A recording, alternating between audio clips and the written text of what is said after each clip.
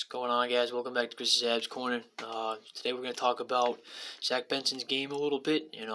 Last week we talked about Michkov and Smith, and the Habs are most likely going to pick at number 5. I'm just going to talk a little bit about players that are going to be projected in the top 10 over the next few episodes, and if the Habs don't end up picking Michkov, Smith, which I cross my fingers, I do hope that they do pick one of those two players, who they would actually take a risk on picking at number 5 instead. And Zach Benson's one of those guys, obviously, so I'm going to go over his scouting report and all the research I've done on him a little bit. And then I'm going to talk a little bit about Sam Montembeault in his game to wrap up this episode. So let's get right into it, guys. All right. So Zach Benson, coming out of the WHL with the Winnipeg Ice. I don't have his total up-to-date stats, but I do have after 60 games played in the regular season, he had here, 36 goals, 98 points. And if you actually look and kind of trim down the list, he's number 8 on a list of players in the WHL in points since 2001. So, say what you want, that kind of speaks for itself a little bit. Left wingers, is 5'10", 159 pounds. He's not the biggest guy, not the tallest guy either. His biggest attributes are his hockey sense and his competitive drive every game. Talk a little bit about his skating.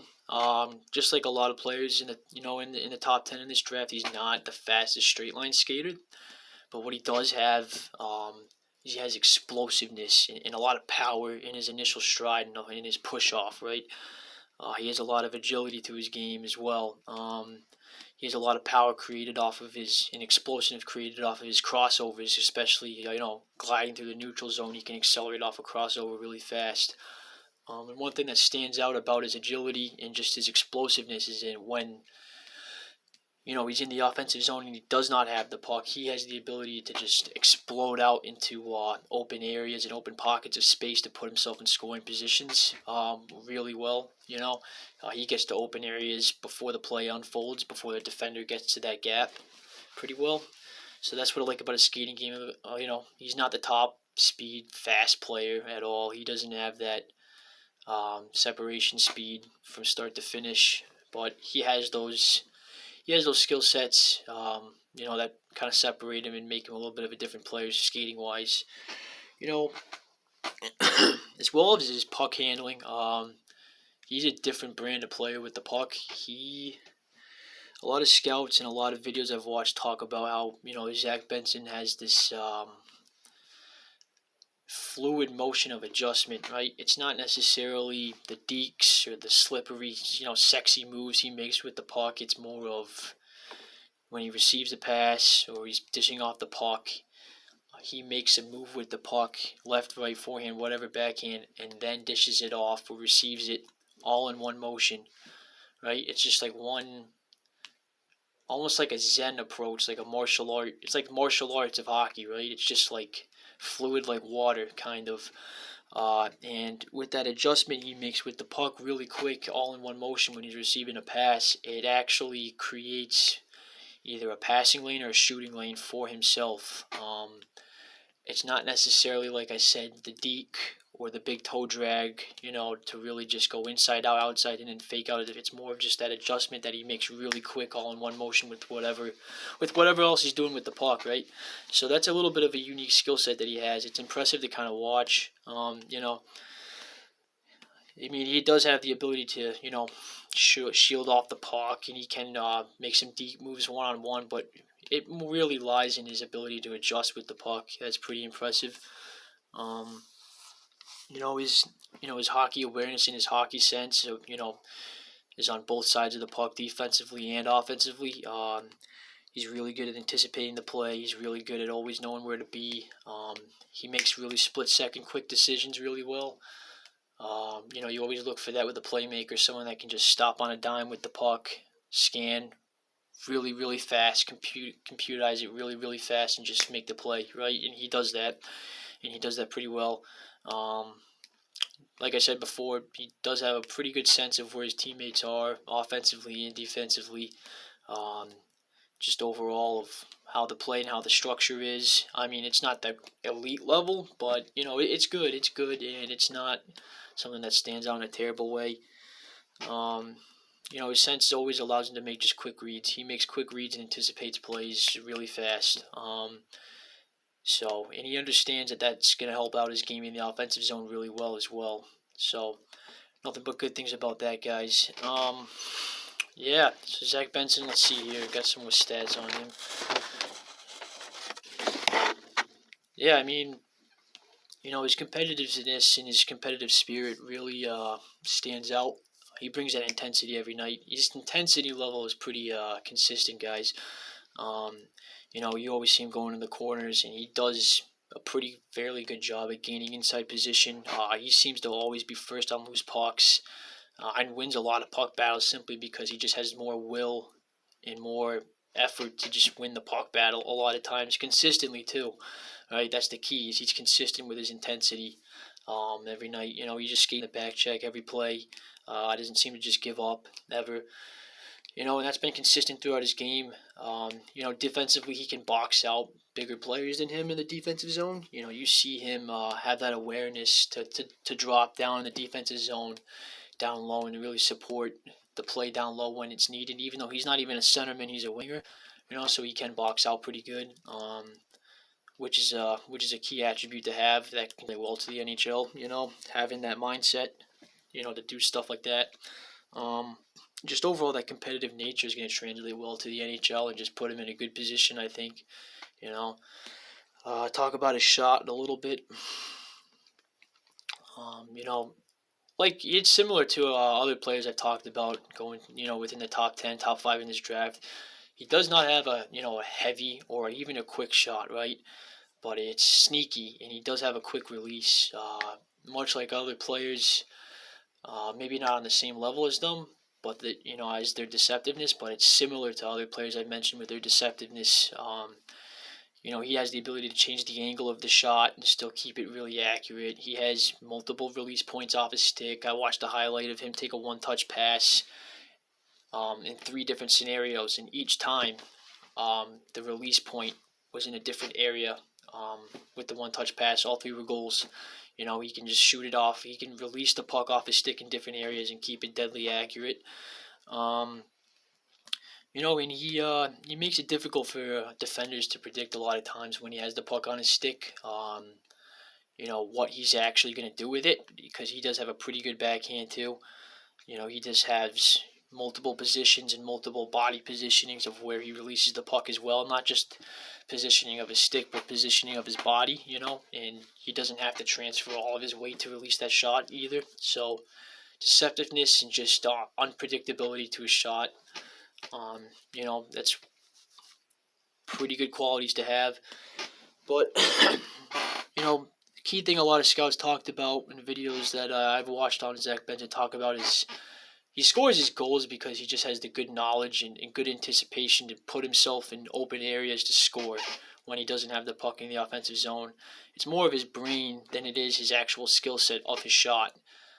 He just knows where the dangerous areas are going to be, right? And he gets there. He's a hunter. He's a hunter when he doesn't have the puck in the offensive zone.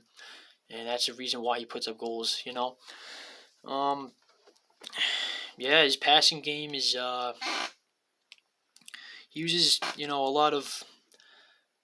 he can create a lot of open lane and open ice passes with his stick handling ability, but he generates a lot of passing lanes that are shorter in and around the net.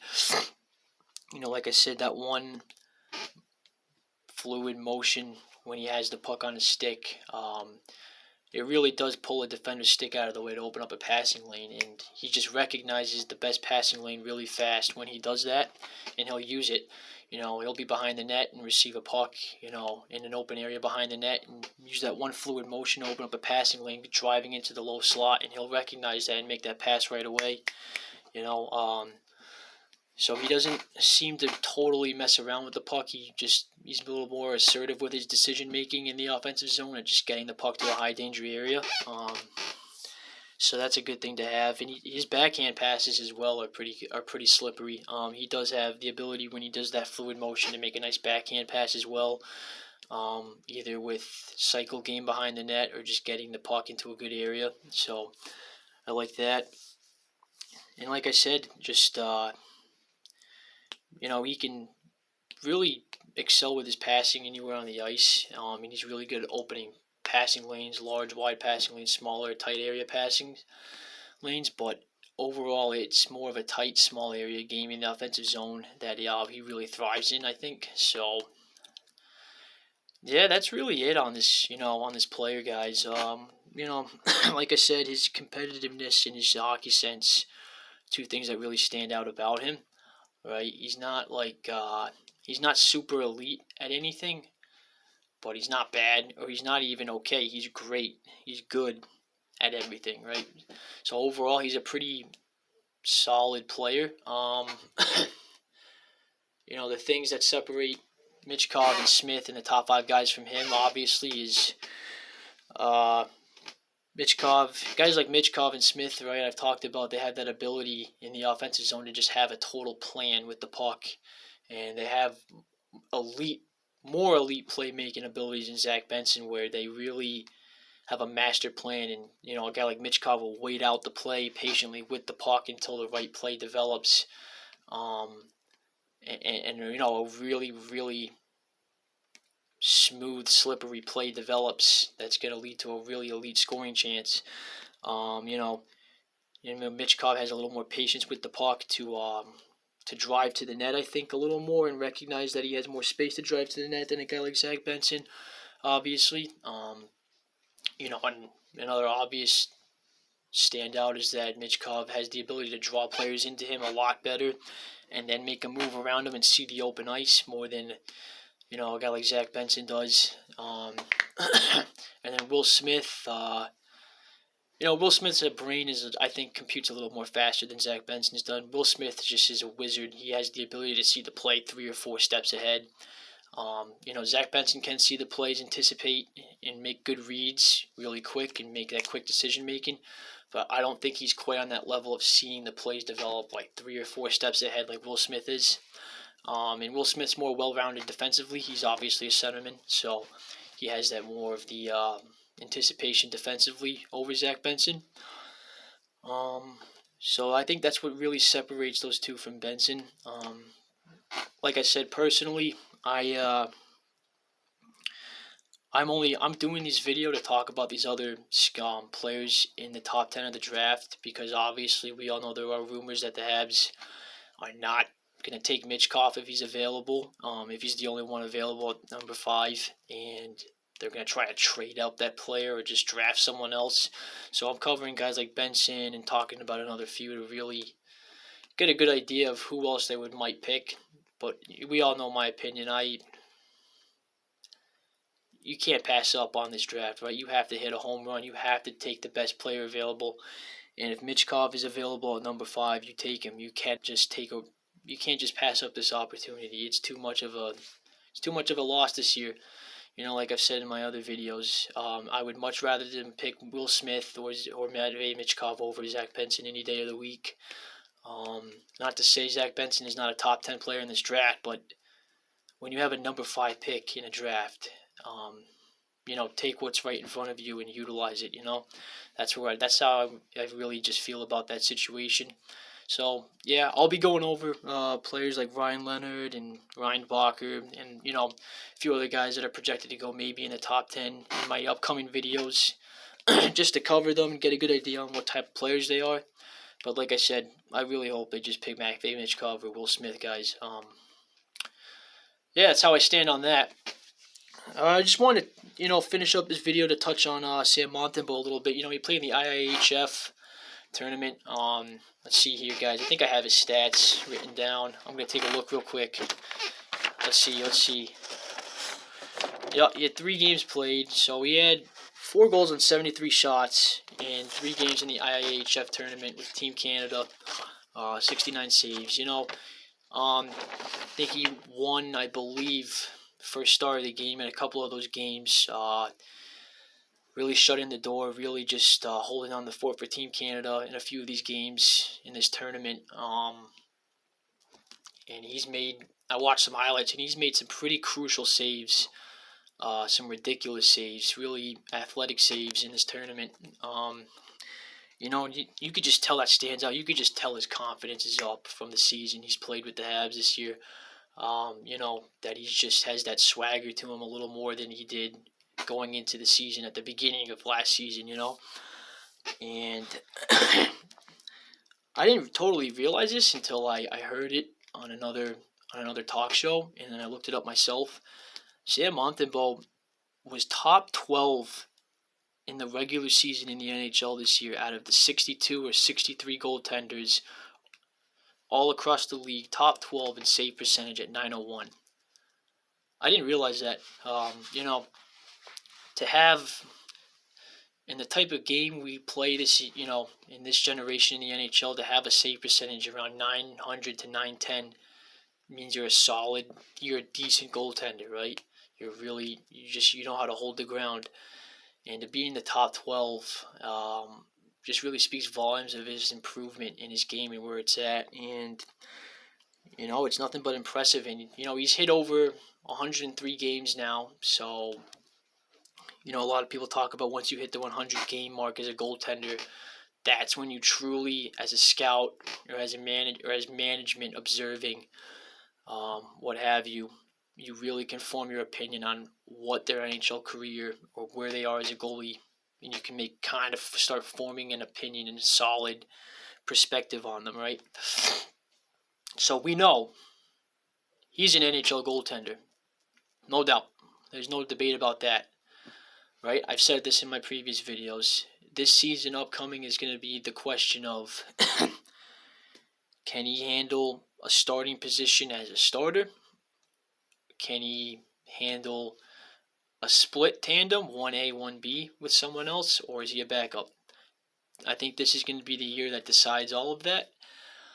Personally, I really see him. He played 40 games this year. I see him really flourishing and thriving in a situation where the Habs can pull someone into their organization that is not necessarily a backup goaltender, but is not a solid starter that can handle a split with Montembeault and just have a really, really, really good tandem between Montembeault and another goaltender that literally can both play 41 games each and just hold the fort down between the two of them.